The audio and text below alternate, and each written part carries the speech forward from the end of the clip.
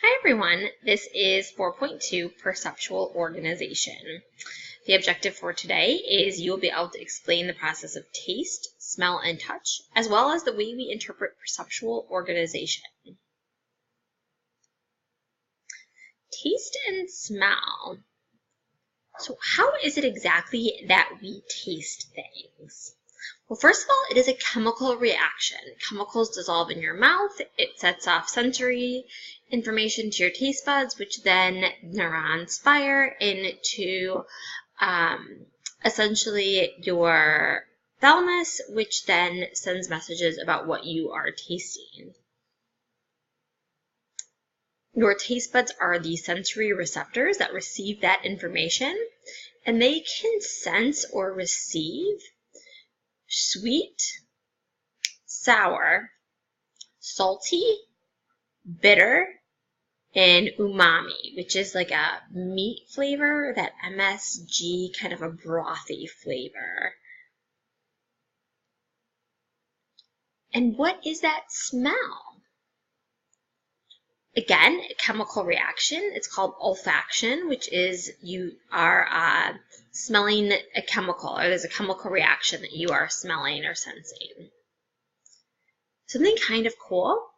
At the top of your nasal cavity, there are 5 million olfactory receptors. So you smell a lot. And these receptors send information to the olfactory bulbs. Now remember, we said that the thalamus does not deal with smell. Smells is dealt with in the olfactory bulb, which is just above your nasal cavity, kind of behind your eye here.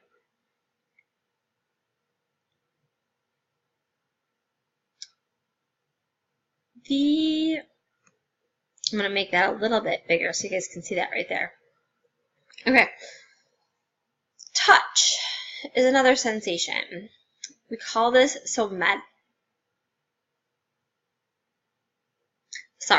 we have touch, which is somesthetic senses. With our skin, we can feel touch, temperature, pressure, and pain. Part of the pain is what we call gait control theory. Have you ever stubbed your toe and then hopped around or rubbed it or moved around to try to make it feel better, and it does kind of work? That's because of gait control theory. So what gait control theory states is, apparently my battery is sinking, great. Okay, what gait control theory states is that in your spinal cord you have 2 types of nerve fibers. You have these smaller nerve fibers that send what we call substance P, and that's the substance or the information about pain. But then you also have the larger nerve fibers that send all your other information. So that's where all your other neurotransmitters are traveling through. What they say happens, or what they believe happens when you are in pain, is only one set of messages can be sent through your spinal cord at a time. So either it's going to be through your smaller nerve centers, which would be the substance P, or your larger nerve fibers, which would be everything else. So when you're in pain, it closes off your larger nerve fibers, and then the substance P just travels through the smaller nerve fibers into your brain to let you know you're in pain.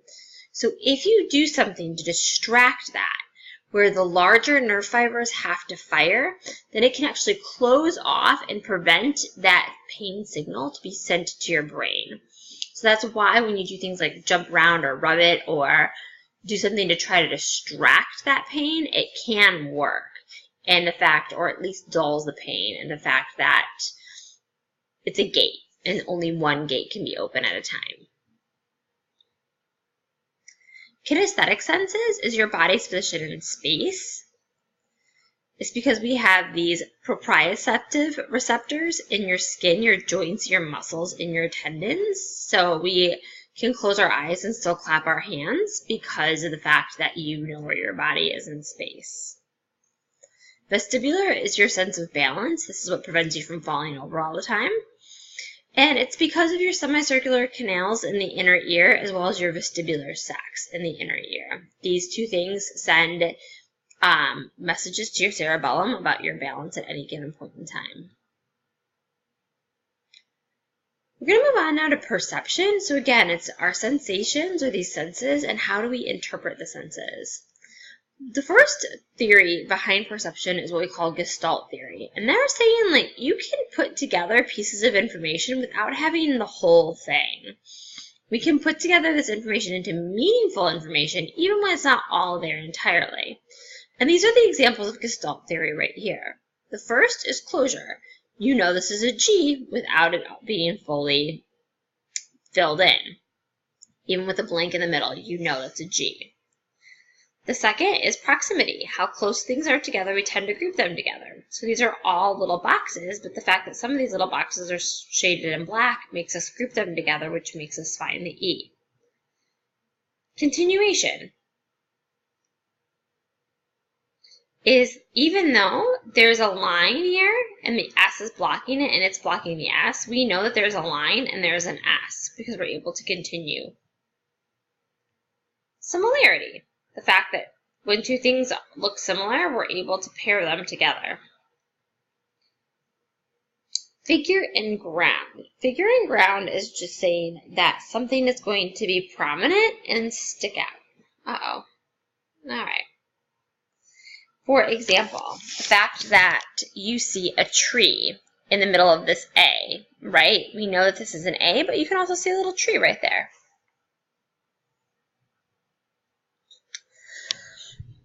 Then we have perceptual organization, and this way that we organize our information. First is depth perception. The fact that we can see things in 3 dimensions, and we can estimate then how far and how close things are because of that. For example, a visual cliff.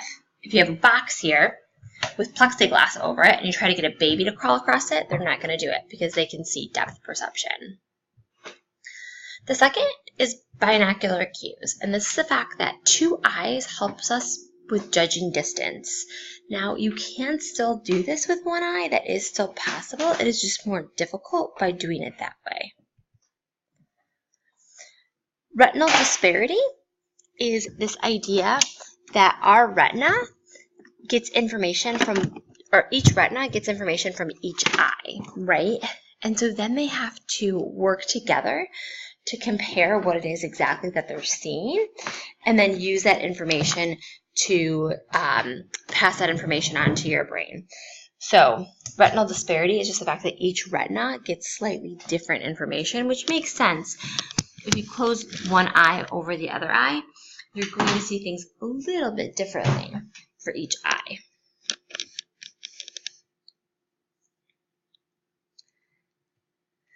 And then you have monocular cues, which is the fact that we can see some depth with 1 eye alone. So if you were to close your eyes, it's not going to look, close 1 eye, it's not going to look any different.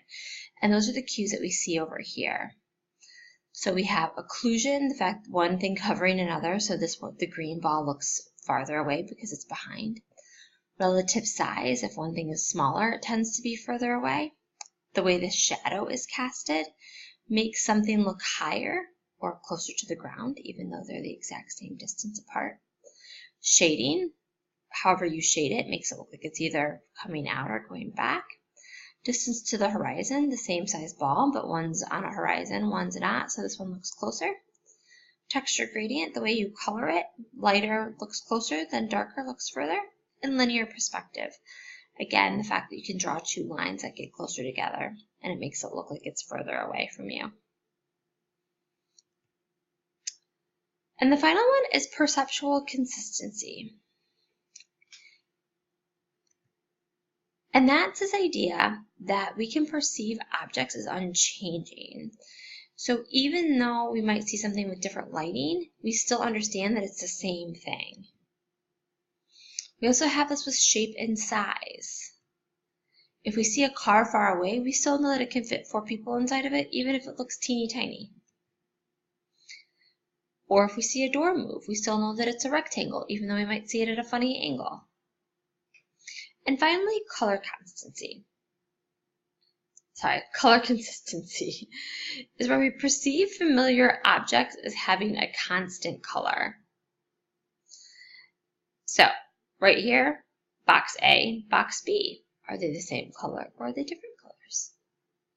If you said they are the same color, you are correct. I promise you, it is the exact same color. You can cut it out and put them next to each other, and it is the same color. But the other idea behind this is the fact that if you put on tinted glasses that maybe are like a little yellowish, things may look funny for a minute, but eventually everything will go back to the color that you expect it to be. And the reason for that is because you know what those colors are supposed to be, so you have an expectation of that color. And that is it for today.